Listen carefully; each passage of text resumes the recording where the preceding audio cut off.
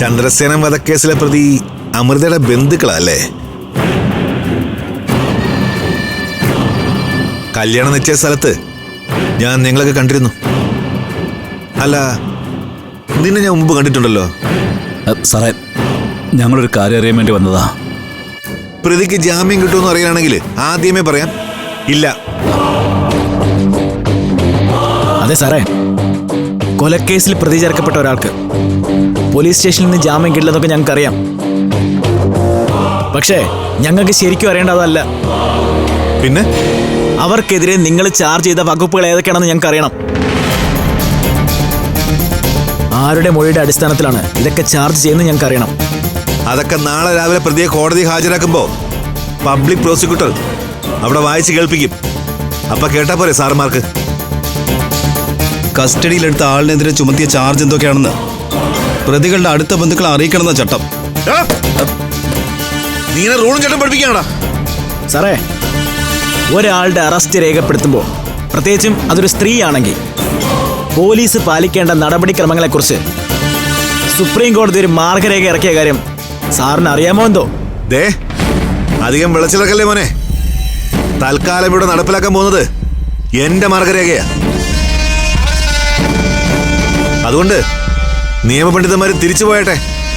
Sir please, ഞങ്ങൾക്ക് അമൃതയെന്ന് കാണാനെങ്കിലും. നിങ്ങൾക്ക് എന്താ കാര്യം പറഞ്ഞാൽ മനസ്സിലാവില്ലേ? അമൃതേശയെ കാണാതെ ഞങ്ങൾ ഇവിടുന്ന് പോവില്ല സാറേ. സാറിന് എന്താ ചെയ്യാൻ പറ്റിയ സാറ് ചെയ്യും. ദേ, പോലീസ് സ്റ്റേഷൻ കയറുന്ന ഷോ കാണിക്കരുത്. ലോക്കപ്പിനകത്ത് ഇനിയും ധാരാളം സ്ഥലമുണ്ട്. പിടിച്ചകത്തിലും മൂന്നത്തിന് ഞാൻ. മനസ്സിലായോ? കസ്റ്റഡിയിലുള്ള പ്രതിയെ ഞങ്ങൾ ചോദ്യം ചെയ്ത് വരുന്നതേ ഉള്ളൂ. കൂട്ടുപ്രതിയായ അനന്തകൃഷ്ണൻ കുറ്റം സമ്മതിച്ചിട്ടുണ്ട്.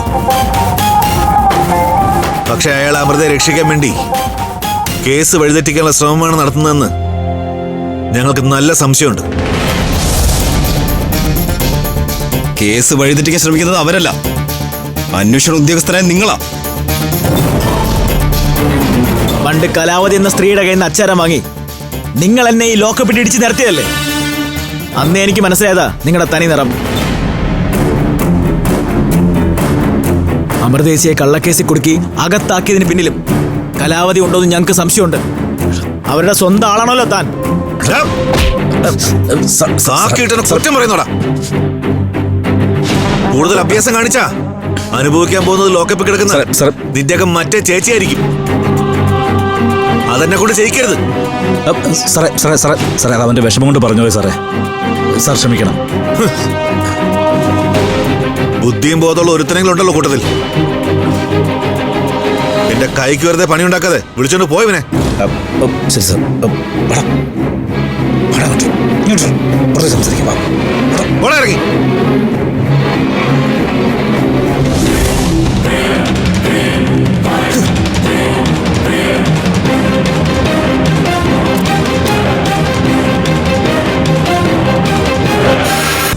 ഫ്ലവേഴ്സിൽ 2 പുതിയ പരമ്പരകൾ. വീട്ടിലെ വിളക്ക് എല്ലാ ദിവസവും രാത്രി 8:30 ഫ്ലവേഴ്സിൽ. മഹാലക്ഷ്മി എല്ലാ ദിവസവും രാത്രി 9 മണിക്ക് ഫ്ലവേഴ്സിൽ.